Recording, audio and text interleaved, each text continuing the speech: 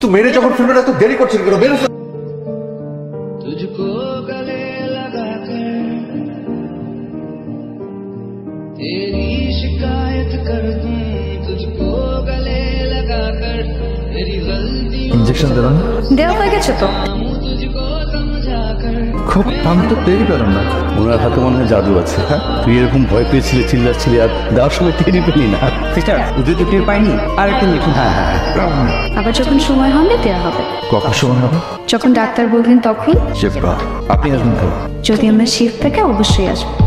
আমার জ্বর জ্বর লাগছে, প্লিজ একটু দেখবেন না আমার জ্বর এসছে কিনা। তুই দেখি জ্বর নেই তো। সরি কিছু না। সিস্টার আসতেছে। নীরা এতক্ষণে আপনার আসার সময় হলো, দেরি করলেন কেন? দেরি কোথায় করলাম? আমার শিফট তো এখনই। হসপিটালের নিয়ম কানুন নিশ্চয়ই আপনার জানা আছে। এক একজন এক এক শিফটে কাজ করে। কটা বাজে? 2:20 দোস্ত। 2:20? আপনার শিফট ছিল 2টায়, এখন বাজে 2:20। আপনি 20 মিনিট লেট।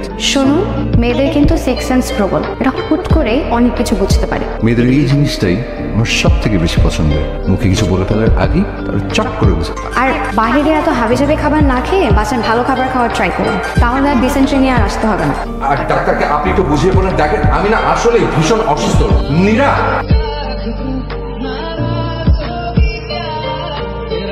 নীরা দেখেন আমার না আঙ্গুলটাই গেলে গেছে। দেখি নখ কাটতে গিয়ে ওরকম কেটে গেল। এটা তো খুবই সিম্পল, হতেই পারে। এটা এমন ঘটা করে বলার কি আছে? দোয়া করবেন তাড়াতাড়ি যেন অসুস্থ হয়ে আপনার কাছে হাসপাতালে আসতে পারি। আমি এটা তাকে শুনে বারবার আসি আপনার হাসি। এরকমের অদ্ভুত পেশেন্ট আমি আমার লাইফে দেখিনি। কার কথা বলছিস? তোর মনে নাই ওই যে সেদিনকার পেশেন্টটা? ও আচ্ছা, আমার কি মনে হয় জানিস, ছেলেটার এই পাগলামিতে তোর জন্য প্রেম আছে। আমার তো মনে হয় মাথায় সমস্যা আছে, নাহলে শুধুমাত্র একটু নখ কেটে গেছে, একটু চামড়া কেটে গেছে, এর জন্য কি হসপিটালে আছে? শুধু নখ কাটাটাই দেখলি, হৃদয় কাটাটা দেখলি না? তবে যাই বলিস, ছেলেটার এই পাগলামিতে তোর জন্য মায়া আছে। এক্সকিউজ মি, নীরা কোথায়? ও তো এখানে নেই। ওর শিফট কখন বলা যাবে? ওকে আর আপনি কোনো শিফটেই পাবেন না। মানে নীরা চাকরি ছেড়ে দিয়েছেন। এটা চাকরি ছেড়ে দিয়েছে? হঠাৎ চাকরি ছেড়ে কেন? সেটা তো বলতে পারবো না।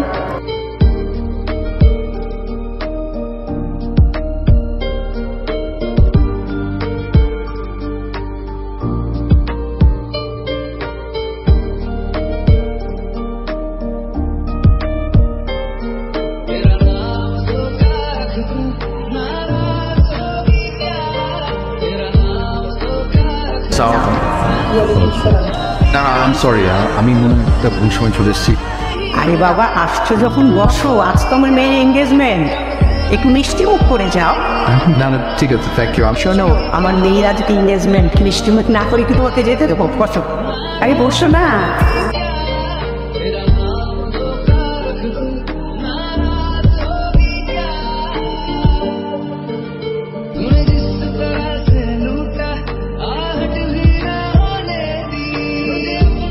এখন আপনারা সবাই মিষ্টি মুখ করুন। কংগ্রেচুলেশন। আচ্ছা বিয়ে কবে? বিয়েই তো এঙ্গেজমেন্ট হলো তো, এখন তো আলোচনা টালোচনা হবে। 1 মাস তো লাগবেই। 1 মাস? মাঝে 1 মাস বিয়েতে আসবে কিন্তু।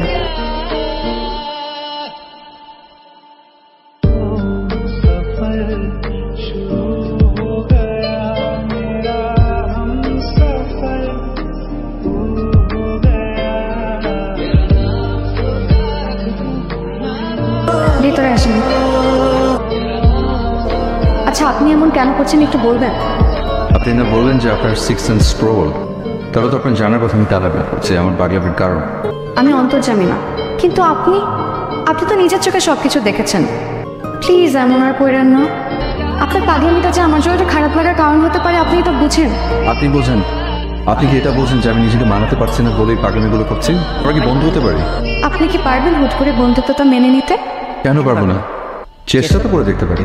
চেষ্টা করেও কোনো লাভ হবে না, কারণ আপনি শুরু থেকে আমাকে সেই চোখে দেখেননি। আপনার চোখ ছলছল করছে। এতটা খেয়াল করে? এর মানে কি দাঁড়াতো? ক্ষণিকের বন্ধুত্ব। আমি কি আপনার একজন ক্ষণিকের বন্ধু হতে পারি?